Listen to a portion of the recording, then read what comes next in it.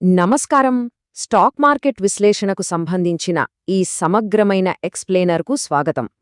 Market basics దగ్గర్నుంచే practical trading స్ట్రాటజీల వరకు అసలు మార్కెట్ ఎలా పనిచేస్తుంది, అందులో ఎలా అడుగులు వేయాలి అనే విషయాలను ఈ విశ్లేషణలో చాలా ఆసక్తికరంగా తెలుసుకుందాం. సో, ఏమాత్రం ఆలస్యం చేయకుండా మొదలుపెట్టేద్దాం. సరి, ముందుగా మనం కవర్ చేయబోయే అంశాలు చూద్దాం. 1. Securities market basics. 2. Primary versus secondary markets. 3. Price action అంటే ఏమిటి. 4. Support and resistance levels. చివరగా 5. రియల్ మార్కెట్ ట్రేడింగ్ వ్యూహాలు. ఇందులో మొదటి విభాగం సెక్యూరిటీస్ మార్కెట్ బేసిక్స్. అసలు పునాది ఎక్కడి నుంచి మొదలవుతుందో చూద్దాం. సెక్యూరిటీస్ మార్కెట్ అంటే ఏదో గుడ్డిగా డబ్బులు పెట్టేసి లావాదేవీలు చేసేయటం కాదు కదా. ఇదొక పక్కా సిస్టమ్. 1992 ఏప్రిల్ 12న స్థాపించిన సెబీ అంటే securities and exchange board of India ఈ మార్కెట్కు ఒక గార్డియన్లా వ్యవహరిస్తుంది. ఇన్వెస్టర్ల ప్రయోజనాలను కాపాడ్డం, మార్కెట్ కార్యకలాపాలను రెగ్యులేట్ చేయడం అంతా ఈ సెబీ చట్టం 1992 ప్రకారమే కట్టుదిట్టంగా నడుస్తుంది. ఇక రెండవ విభాగం ప్రైమరీ మరియు సెకండరీ మార్కెట్ నిర్మాణం. ఈ రెండింటికీ మధ్య ఉన్న వ్యత్యాసమేంటో ఇప్పుడు తెలుసుకుందాం. ఇక్కడ గమనించాల్సిన చాలా ఆసక్తికరమైన పోలిక ఒకటి ఉంది. ప్రైమరీ మార్కెట్ అనేది కొత్త సెక్యూరిటీలను తయారు చేసే ఒక ఫ్యాక్టరీ లాంటిదైతే, సెకండరీ మార్కెట్ అనేది వాటిని ట్రేడ్ చేసే రీటైల్ స్టోర్ అన్నమాట. అంటే ఒక కంపెనీ ఐపీఓ ద్వారా మొదటిసారి ఫండ్స్ రేజ్ చేయడానికి మార్కెట్లోకి వస్తే అది ప్రైమరీ మార్కెట్. అదే సెక్యూరిటీలు మార్కెట్లోకి వచ్చాక వాటిని కొనుగోలు, అమ్మకాలు చేస్తూ క్యాపిటల్ అప్రీసియేషన్ పొందేది secondary market. Simple right? Funds ఎక్కడ్నించి ఎక్కడికెళ్తాయి అనేది చూస్తే మనకొక క్లారిటీ వస్తుంది. పబ్లిక్ ఇన్వెస్టర్ల దగ్గరున్న మూలధనం అంటే క్యాపిటల్, ఎకనామిక్ గ్రోత్ కోసం కార్పొరేట్ సంస్థల చేతుల్లోకి ఎలా మారుతుందో స్పష్టంగా అర్థం చేసుకోవచ్చు. ఇది కేవలం డగ్గులు మారడం కాదు, మొత్తం దేశ ఆర్థిక వ్యవస్థను నడిపించే ఒక పవర్ఫుల్ ఇంజిన్ లాంటిది. ఇక్కడ అస్సలు పాయింట్ ఏంటంటే, సెక్యూరిటీలు జారీ అయ్యాక అవి ఈ సెకండరీ ఫేజ్లోకి అడుగుపెడతాయి. ఇక్కడే అసలు ఆట మొదలవుతుంది. కొనేవాళ్లు, అమ్మేవాళ్ల మధ్య జరిగే ఈ నిరంతర లావాదేవీలే మార్కెట్ కదలికలను డిసైడ్ చేస్తాయి. ఈ మెకానిజమే మార్కెట్ పల్స్ను కంట్రోల్ చేస్తుంది. ఇప్పుడు మూడవ విభాగంలోకి వెళ్దాం. అదే ప్రైస్ యాక్షన్ అంటే ఏమిటి. బ్రాడ్ మార్కెట్ వ్యూ నుంచి ట్రేడర్స్ వాడే మైక్రో లెవెల్ వ్యూహాల వైపు జూమిన్ చేద్దాం. ఫిన్ విరాజ్ టెక్స్ట్లోని ఒక లోతైన వాక్యాన్నిక్కడ గమనించండి.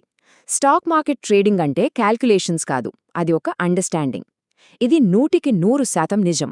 చార్ట్లను చూడటమంటే ఏదో నంబర్లు వేసి గణితం చేయడం కాదు. ఆ చార్ట్ వెనుక ఉన్న బయర్స్ మరియు సెల్లర్స్ సైకాలజీని అర్థం చేసుకోవడమే అసలైన ట్రేడింగ్. సరే, అసలు ఈ ప్రైస్ యాక్షన్ ట్రేడింగ్లో ఏముంటాయో డీప్గా చూద్దాం. పదుల కొద్ది ఇండికేటర్స్ వేసి చార్ట్ను గజిబిజి చేయకుండా చాలా క్లీన్గా ప్రైస్ యాక్షన్పై ఆధారపడి ట్రేడ్ చేయొచ్చు. దానికి 4 పిల్లర్సున్నాయి: candlestick patterns, support and resistance zones, trend structure విశ్లేషణ అంటే హయ్యర్ హైస్, లోవర్ లోస్, ఇంకా మార్కెట్ సైకాలజీ. వీటిలో ముఖ్యమైనది ఈ క్యాండిల్ స్టిక్ ప్యాటర్న్స్. చార్ట్పై బయర్స్, సెల్లర్స్ మధ్య జరిగే పోరాటానికి ఇవి ఒక విజువల్ రిప్రజెంటేషన్ లాంటివి. ఒక బుల్లిష్ ఎన్గల్ఫింగ్ కానివ్వండి, డోజీ, హ్యామర్ లేక పిన్బార్, ఈ షేప్స్ అన్నీ మనకు ఒకటే చెప్తాయి. అదేంటంటే ఆ పర్టిక్యులర్ టైంలో మార్కెట్ కంట్రోల్ ఎవరి చేతిలో ఉంది, బయర్స్ చేతిలో ఉందా లేక సెల్లర్స్ చేతిలో ఉందా అని డీకోడ్ చేయడానికి ఇవి హెల్ప్ చేస్తాయి. నాలుగవ విభాగం సపోర్ట్ అండ్ రెసిస్టెన్స్. ఈ ప్యాటర్న్స్ ఏ ఖచ్చితమైన లెవెల్స్ దగ్గర సరిగ్గా వర్కౌట్ అవుతాయో ఇప్పుడు చూద్దాం. చాలా ఆసక్తికరంగా ఈ సపోర్ట్ అండ్ రెసిస్టెన్స్ లెవెల్స్ను మనం అదృశ్యమైన నేల మరియు పైకప్పులాగా ఊహించుకోవచ్చు. అంటే ధర కిందకు పడిపోకుండా ఆపే ఒక అదృశ్యమైన ఫ్లోర్ సపోర్ట్, అలాగే ఒక స్థాయిని దాటి పైకి వెళ్లకుండా అడ్డుకునే ఇన్విజిబుల్ సీలింగ్ రెసిస్టెన్స్. ఇదంతా కేవలం మార్కెట్లో ఉండే డిమాండ్ మరియు సప్లైల వల్లే క్రియేట్ అవుతుంది. మరి ఈ లెవెల్స్ను ఎలా కనిపెట్టాలి? ఏంజెల్ 1 టెక్స్ట్ ప్రకారం ప్రొఫెషనల్స్ వాడే ప్రాక్టికల్ టూల్స్ ఈ విధంగా ఉంటాయి. గతంలో మార్కెట్ ఎక్కడి నుంచి వేగంగా పెరిగింది లేదా పడిపోయింది అనేది చూసి ఆ ఇంపార్టెంట్ చారిత్రక హైస్ అండ్ లోస్ను మార్క్ చేస్తారు. అలాగే 2-3 ముఖ్యమైన పాయింట్స్ కలుపుతూ గీసే ట్రెండ్ లైన్స్ కూడా భవిష్యత్తులో ప్రైస్ ఎక్కడ ఆగుతుందో చెప్పడానికి అత్యంత కీలకంగా పనికొస్తాయి. ఇక్కడ అసలైన స్ట్రాటజీ ఏంటంటే మార్కెట్ యొక్క ఓవరాల్ ట్రెండ్తో మన నిర్ణయాన్ని అలైన్ చేయడం. అంటే మార్కెట్ అప్ ట్రెండ్లో ఉన్నప్పుడు ప్రైస్ సపోర్ట్ దగ్గరకు రాగానే డిప్స్లో బై చేయాలి. అలాగే మార్కెట్ డౌన్ ట్రెండ్లో ఉన్నప్పుడు ప్రైస్ రెసిస్టెన్స్ దగ్గరకు వెళ్లగానే ప్రతి రైజ్ దగ్గర సెల్ చేయాలి. ఇలా ఈ ఖచ్చితమైన టెక్నికల్ బౌండరీస్ దగ్గర యాక్షన్ తీసుకుంటే రిస్క్ కనిష్ట స్థాయికి చేరుకుంటుంది. ఇక 5వ మరియు చివరి విభాగం రియల్ మార్కెట్ ట్రేడింగ్ వ్యూహాలు. ఇప్పటిదాకా మాట్లాడుకున్న థియరీని ప్రాక్టికల్గా ఎలా అప్లై చేయాలో ఒక రియల్ కేస్ స్టడీ ద్వారా చూద్దాం. సరే, ఫిన్విరాజ్ నుండి తీసుకున్న ఈ ఎగ్జాక్ట్ సెటప్ను ఒకసారి గమనిద్దాం. ముందుగా రిలయన్స్ ఇండస్ట్రీస్ చార్ట్లో 2500 రూపాయల దగ్గర ఒక బలమైన సపోర్ట్ లెవెల్ను గుర్తించడం జరిగింది. సరిగ్గా అక్కడే ఒక బుల్లిష్ ఎంగల్ఫింగ్ క్యాండిల్ ఫామ్ అయింది. ఇంకేముంది, బయ్యర్స్ ఎంటర్ అవ్వడానికి అదొక పర్ఫెక్ట్ కన్ఫర్మేషన్. ఆ తర్వాత ప్రైస్ నేరుగా మన టార్గెట్ అయిన 2750 రూపాయలు రెసిస్టెన్స్ జోన్ను సులభంగా టచ్ చేసింది. ఇది కేవలం థియరీ కాదు సుమా, వాస్తవ మార్కెట్లో జరిగింది. చూశారుగా, ఆ రిలయన్స్ ట్రేడ్ యొక్క అద్భుతమైన రిజల్ట్. అక్షరాల 10% లాభం, అది కూడా కేవలం 15 రోజుల్లోనే.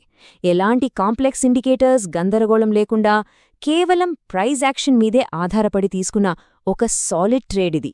ఇదే ఈ స్ట్రాటజీకున్న అసలైన పవర్. ముగించే ముందు ఒక ముఖ్యమైన ప్రశ్న. చార్ట్లు మార్కెట్ సైకాలజీని ఇంత పర్ఫెక్ట్గా మన కళ్ల ముందు ఉంచినప్పుడు తదుపరి నిర్ణయాన్ని నడిపించేది చార్ట్స్ ఇచ్చే లాజిక్ అవుతుందా లేక ఎమోషన్ అవుతుందా? స్టాక్ మార్కెట్లో లాంగ్ టర్మ్ సక్సెస్ సాధించాలంటే భావోద్వేగాలను పక్కనపెట్టి స్పష్టమైన లాజిక్ను ఫాలో అవ్వడమే ఏకైక మార్గం. ఈ ఎక్స్ప్లెయినర్ ద్వారా అందించిన ఈ నాలెడ్జ్ ప్రతి ట్రేడింగ్ ప్రయాణానికి ఒక బలమైన పునాదిలా ఉపయోగపడుతుందని ఆశిద్దాం.